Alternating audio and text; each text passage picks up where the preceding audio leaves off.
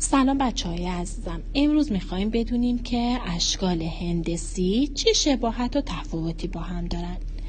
بچه‌ها اینجا یه مربع و مستطیل دارم. میخوام بدونم که شباهت و تفاوتشون چیه.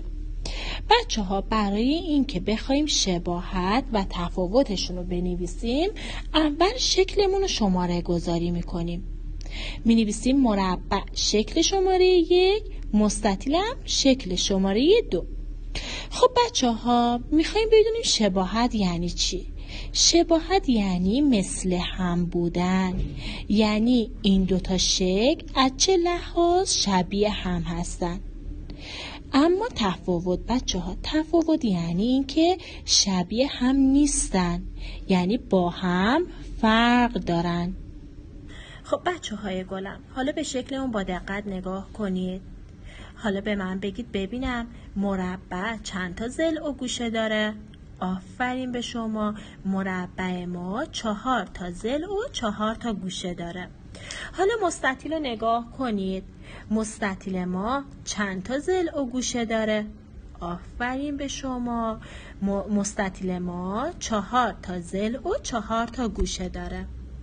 پس بچه‌های گلم، ما میتونیم تو شباهت بنویسیم که هر دو 4 ضلع و 4 گوشه دارند. حالا بچه‌های گلم بریم سراغ تفاوتشون. بچه‌ها گفتیم تفاوت یعنی چی؟ آفرین، یعنی فرق داشتن. حالا ببینیم این دوتا شکل با هم چه فرقایی دارن. بچه ها اگه با دقت به شکلمون نگاه کنید میبینید که شکل مربع همه ضلع‌هاش با هم برابره، یعنی این 4 تا ضلع با هم اندازه است.